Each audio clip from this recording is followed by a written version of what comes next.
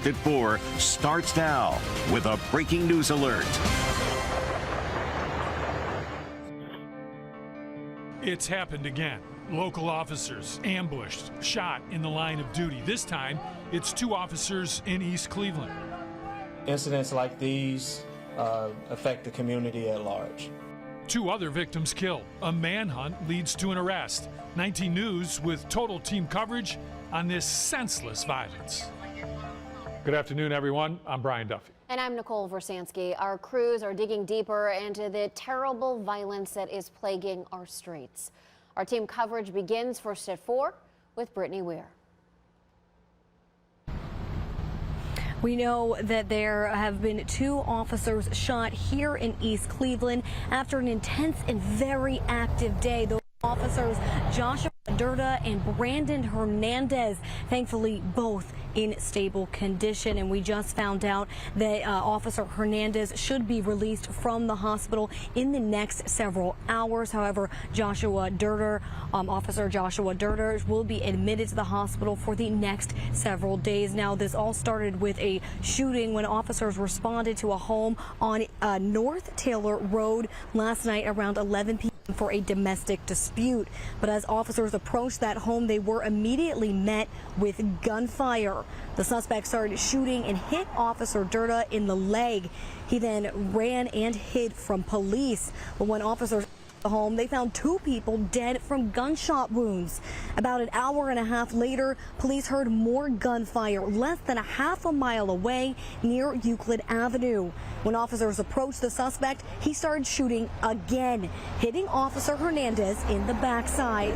After an hours-long manhunt, which included a lockdown of the neighborhood and nearly dozens of law enforcement agencies, the suspect was arrested behind Shaw High School.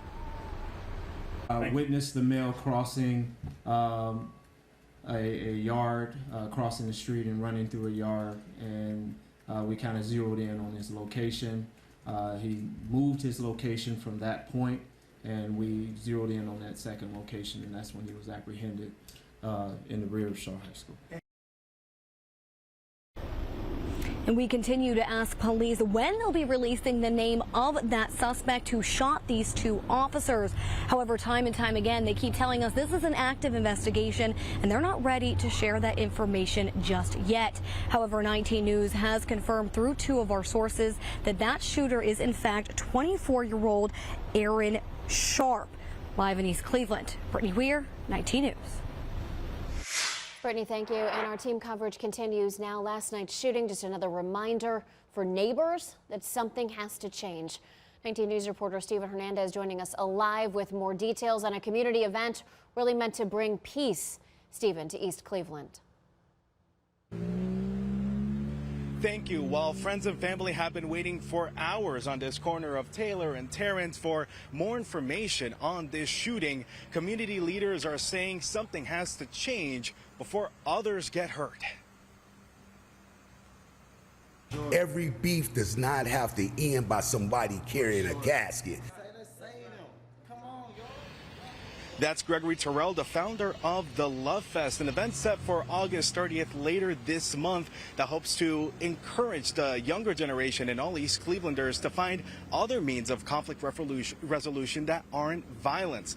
They say that the shooting last night in which 2 people were dead inside of a home in North Taylor Road is a prime example of that problem, and these incidents will continue to happen if the different types of peace aren't found. And it's something that the neighbors that we spoke to earlier today on the corner where this shooting happened seem to agree with.